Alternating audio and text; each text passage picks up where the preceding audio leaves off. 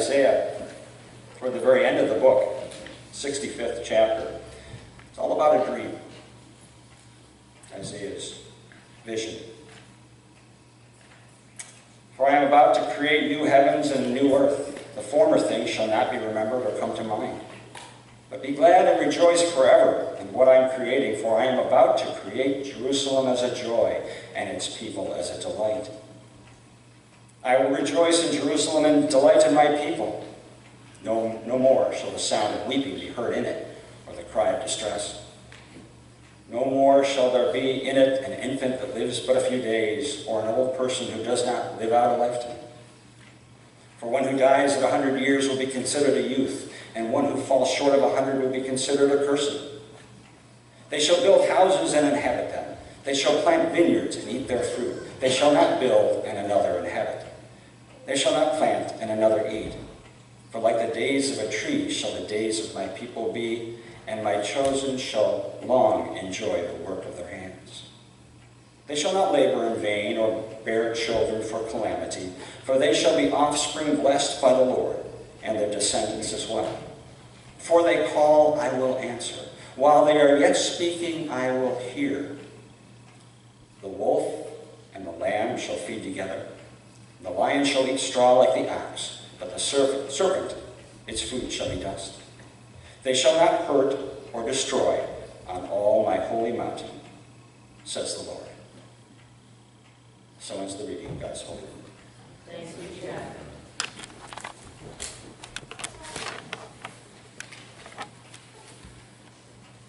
I invite us to pray.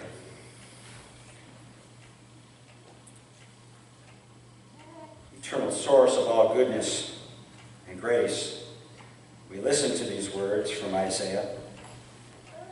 Extraordinary words of a dream and a vision. Help our hearts to be open to the possibility of such things. Not jaded by pain, but willing to receive this great possibility, this great dream, as what you intend for your people. We ask this in your holy name. Amen.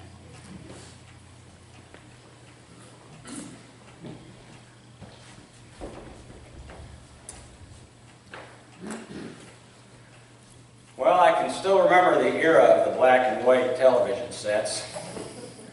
Looking back, it seems in some ways it was so long ago that I kind of fancy that our first black and white TV set was delivered to the house by mule. But that's not true. It actually arrived in a station wagon.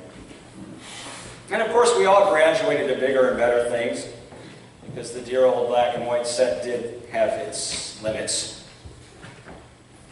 For example, a black and white television was not the gadget of choice with which to watch The Wizard of Oz. When at that pivotal moment in the story, Dorothy opens the door to gaze out upon the radiant beauty of the land of Oz. And those of us with black and white sets might go, yeah, so?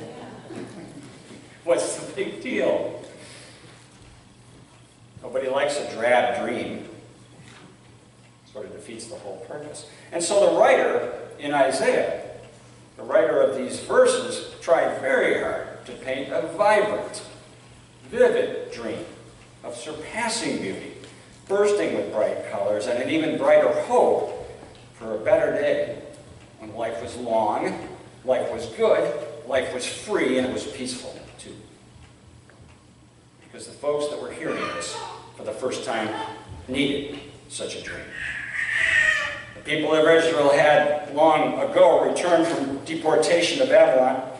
They had but a fading recollection of the glory days when the Temple of Solomon soared above the land, when Israel was a force to be reckoned with, and God was practically in their back pocket. My, how things can change, though. At the time that these words were written, the people inhabited a land not of milk and honey, but of misery and heartache. A gray world of too many pieces to pick up and too few hands to pick them up. Very often when you read about this time in history for Israel, the word that is used is rubble. Pretty graphic, and it's not hard to picture. Rubble has very little to recommend it, except perhaps for one quality. Rubble is incredibly stable. Unlike a towering building or a soaring sculpture or a wandering child, rubble is very stable. It's down to earth, and its stability is hard to beat. I find that at home with my laundry pile in my bedroom. Once it's there, it stays there until acted upon by an equal and opposite and cleaner force. By contrast to rubble, to dream a dream of something more than rubble is something very different to do. In a sense, dreaming requires minimal exertion, at least to begin with. To win the lottery ticket, what do you say? They say all you need is $1 and a dream. And what's the other phrase? Hey, you never know. But to realize a dream is another matter. And some dreams start from rubble. But then once you start to build, that's when the risk comes in. Now there's the possibility that what you're building can topple, or fail, or languish. But it's fun when it works. Here at the United Church of Bristol, we've been busy building dreams in recent months. It's been a burst of dream energy. That would be the envy of George Lucas, Steven Spielberg. That dream energy has resulted in a refurbished ramp out front, new lighting in the parking lot, lovely picturesque fence line down by the cemetery, an enhanced play set, a fancy dishwasher in our kitchen, beautified gardens with lilies, repaired flower boxes, upgraded signage, and a resurfaced parking area. How'd that all happen? Well, to my knowledge, there isn't anybody in this church that's wielding a magic wand. So my belief is that each of these things happen when people put dreams into motion. And in most cases, these were shared dreams that involved a lot of that boring stuff like discussion and planning and collaborating. Perhaps at times slow and tedious, but dreams that sprouted forth from both vision and faith. Dreams are funny things. I often think I have a dream, but I think sometimes it's more to the point that dreams have me. They grab hold of me. They're bigger than me, bigger than anything I can conceive. Back in 2008, there was a day when I first brought my guitar into the room of someone in the waning stages of life. And I did it mostly to comfort me. It gave me something to do, a way to break up the tedium and the heavy silence of a nursing home setting. I really wasn't dreaming that much at the time.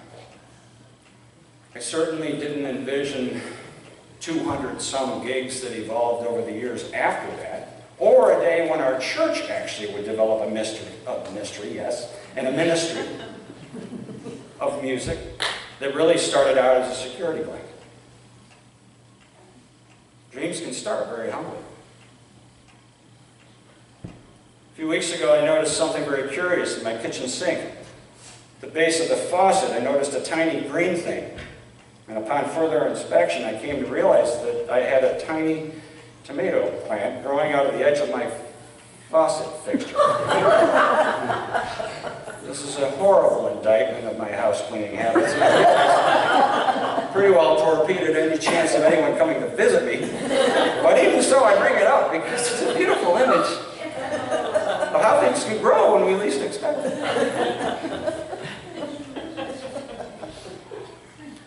Not too many days ago, we received a donation to our food cupboard from the Canandaigua Starbucks store.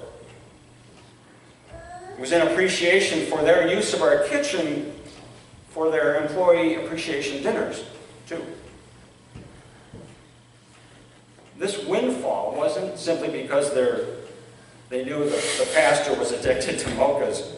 It happened because of an open spirit here in our church that when we were asked about Starbucks, or by Starbucks, about hosting a dinner, we said yes. And because of that yes, we had these donations. But we have more than donations. Now we have close to a dozen 20-somethings that literally have a good taste in their mouth from the United Church of Bristol. We may not have seen any of those 20-somethings in worship. I don't know. But dreams have a funny way of sending out runners, maybe in directions we can't anticipate. Perhaps one of those 20-somethings will come through the door one day. Hope they do. Maybe they'll walk through the door of some other church or place of worship. Perhaps they'll be encouraged in their own journeys of hospitality and faith. Who knows?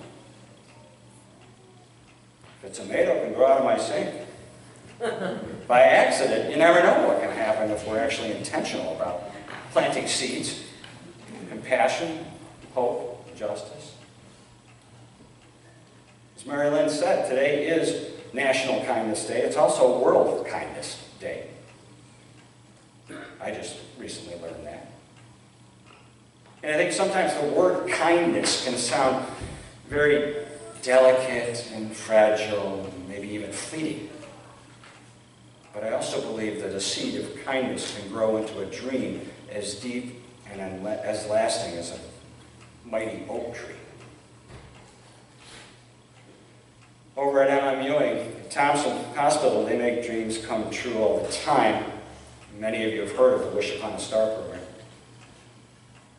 Residents there have done some amazing things. They've gone out to dinner, they've gone fishing, they've Skyped with Richard Gere, they've sailed in a hot air balloon, and they've cheered for the Mets in New York. These dreams don't just happen. A lot of leg work, sometimes tedious and tiring, but how the dreams bear fruit in the form of laughter and love and memories. Sometimes these dreams do take a lot of work. Dreams that require that maybe we alter our habits a little bit, go out of our way, make space, maybe even make waves. Other times we can plant dream seeds with minimal effort. And I'm going to leave you with this short story of one of those. A little girl named Allie was all dressed up as a princess as she entered the Magic Kingdom in Disney World. The security guard at the gate greeted her with, "Excuse me, princess, could I have your autograph?" His mom looked down at this. She could see that the book that he held was full of kids' scribbles, because he'd been asking this question to kids all day long, and who knows how long before that. But to Allie, this was a magical moment, that this big, tall guy in a uniform with a badge really believed that she was a princess. No truer royalty was ever conferred. And her feet hardly hit the ground throughout the whole Magic Kingdom. We can, by the grace of God, create a new heaven and a new earth. One princess, one person, one little seed at a time.